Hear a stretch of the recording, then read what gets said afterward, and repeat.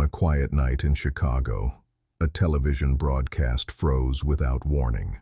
For exactly 90 seconds, an unknown figure hijacked the signal, wearing a distorted rubber mask and speaking in a voice no one could trace.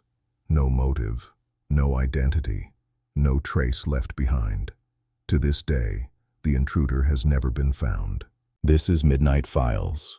File 0. Calibration Sequence. A forgotten recording was found deep inside a sealed government locker. No date, no signatures, only a warning label. Partially burned. Listen closely. The tape begins with a low hum, as if something is powering up. Then a voice enters the room, calm, controlled, and clearly not meant to be heard by the public. What follows is classified information, fragments of a story erased from official records. If you can hear this message, you are already inside the files. File 1987 MH01. Designation: Unauthorized Signal Intrusion. Location: Chicago, Illinois. Date: November 22, 1987. The incident occurred during prime-time programming. Two different television stations, WGN and WTTW, were breached minutes apart by an unknown operator with technical capabilities far beyond the average citizen. The intruder's message was chaotic, but the attack itself was not. It was calculated, rehearsed, and executed with flawless timing. At exactly 9:14 p.m., WGN's Sunday sports segment suddenly flickered. The studio feed vanished, the audio dissolved into static, and an eerie figure appeared in front of a corrugated metal sheet. A man in a Max Headroom mask, a character famous for stuttering digital speech. But this version was different. The mask was distorted. The movements were jittered, unpredictable. The background swayed as if the room itself were unstable. For 13 seconds, the figure moved without speaking. Then, just as abruptly, the station regained control. Engineers were shaken. They had seen hijacks in movies, but never in a real broadcast facility. But the night wasn't over. At 11:15 p.m., WTTW, the PBS affiliate, was airing Doctor Who. The screen warped again. This time, the intrusion lasted almost 90 full seconds. The masked figure spoke. His voice was distorted beyond recognition. He referenced television personalities, quoted obscure commercials, and delivered bizarre phrases that investigators could never fully decode. Then, as the intrusion reached its peak, the figure held up a rubber extension and screamed behind the mask. Moments later, the signal cut to black. To hijack a major broadcast in 1987, you needed equipment few people had access to, not a simple transmitter, not a household antenna. You needed power and precision.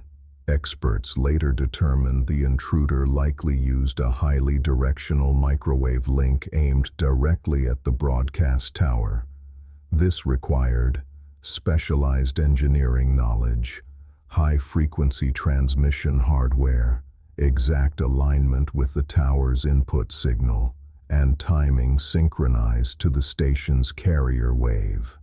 In other words, this was not a prank pulled from someone's basement, and yet, no professional stepped forward. No engineer claimed responsibility. No rival station admitted involvement. Whoever executed the breach knew exactly what they were doing and vanished immediately after. The Federal Communications Commission launched a full-scale investigation.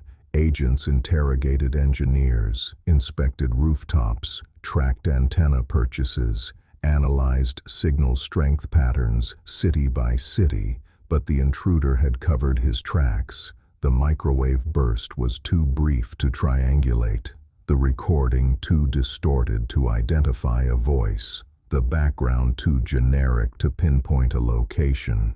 Some investigators theorize the signal originated from a tall building on the city's northwest side, but no equipment was ever found. The FCC eventually closed the case, without a name. In the absence of evidence, only theories remain.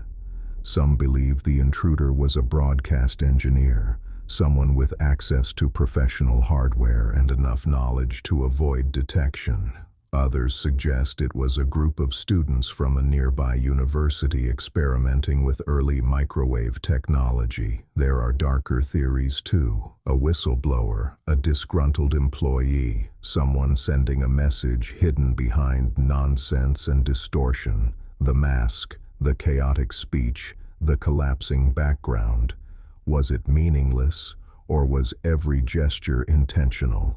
The Max Headroom intrusion became the most famous broadcast hijack in American history. It exposed vulnerabilities in a system believed to be impenetrable.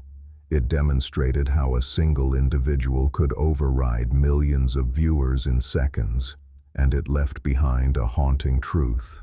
The intruder didn't want money, didn't demand attention, didn't issue threats. He simply appeared, said what he wanted to say, and disappeared forever. No fingerprints, no signal trace, no suspect.